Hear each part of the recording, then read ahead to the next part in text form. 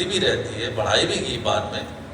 अभी भी हम जब हिमाचल प्रदेश में थे, वहाँ पर एक क्षेत्र है ऊना के पास में, वहाँ के लोग कह रहे थे हमको ट्राइबल क्यों नहीं कहा जाता है, हमको ट्राइबल लिस्ट में सम्मिलित किया जाना चाहिए। तो हमारे ही विश्वविद्यालय में जो ट्राइबल रिसर्च इंस्टीट्यूट थी, उसके माध्यम से हम लोगों ने सर्वे कराया, कहा कि हाँ इनको ट्राइबल बताया जा सकता है। एक और चीज़ मैं आपको अनुसंधानकर्ताओं के लिए बताना चाहूँगा कि ट्राइबल का एक क्लासिफिकेशन हिमाचल प्रदेश में है, वो हिमाचल प्रदेश में पूरे एरिया को ही ट्राइबल बता देते हैं। पूरे एरिया को tribal area is declared as a tribal. जैसे किन्नौर का पूरा एरिया जो है वो ट्राइबल घोषित कर दिया गया। अब किन्नौर में ब्राह्मण, क्षत्रिय, वैश्य जो भी सब के सब ट्राइबल माने जाएंगे। एक चंबा एरिया है, मैं नाम लिख बताऊँ, चंबा का पूरा एरिया जो ट्राइबल घोषित कर दिया गया, तो जो भी उसमें होगा वो ट्राइबल होगा।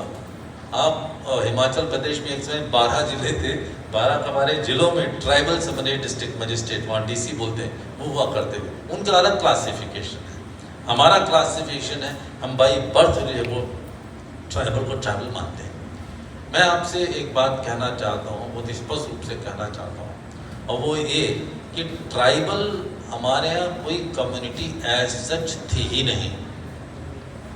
मैं बहुत ही एक थीसिस, नॉट हाइपोथेसिस, थीसिस के रूप में प्रस्तुत कर रहा हूँ। वो इसलिए कह रहा हूँ, ये जो कॉन्सेप्ट आया है वो कॉन्सेप्ट इसलिए आया है कि पाश्चात्य देशों में ट्राइबल, जो कि घुमंतु कहा जाता था जिनको, वो घुमंतु प्रजाति हुआ करती थी, उनका कोई अपने स्थान विशेष से लगाव नहीं था, अपनी भाषा विशेष से लगाव नहीं था। वो एक स्थान से दूसरे स्थान पर घूमते रहते थे। वहाँ के यदि मैं पॉलिटिकल साइंस के विद्यार्थियों, हिस्ट्री के विद्यार्थियों से कहूँगा यहाँ पर कि जरा पता तो है राष्ट्रों का निर्माण कैसे हुआ है। तो पाश्चात्य देशों के जितने भी राष्ट्र हैं, उनके निर्माणों की प्रक्रिया में आप पाएंगे वहाँ के लोग ट्राइबल्स थे। ना उनकी अपनी कोई भाषा, ना कोई उनकी अपनी जाति, ना कोई प्रजाति, ना कोई संस्कृति, एक स्थान से दूसरे स्थान पे घूमते रहते थे। जब घूमते रहते थे दूसरे स्थान में दूसरे लोग रहते थे, तो दूसरे लोगों से उनका झगड़ा होता था, उनका युद्ध होता था, और जो जीतता था वही शासन करता था। तो लड़ाई बड़ाई करने के लिए युद्ध की एक संस्कृति चाहिए उनको, युद्ध के उनको शस्त्र अस्त्र चाहिए, वो लेकर के चलते थे। और भिन्न भिन्न जातियों के संस्कृतियों लोग साथ साथ रहते थे, तो उन्हें परस्पर किसी प्रकार की नियमावली के आधार पर उन्हें समाज का संचालन करना था। इस एक संविधान की आवश्यकता थी। और आपस में झगड़े हो जाए तो दोनों ही एक दूसरे को जानते ही नहीं थे, तो ऐसे व्यक्ति को अपॉइंट करना पड़ता था जो न्यायाधिपति कहते थे, वो न्याय करता था।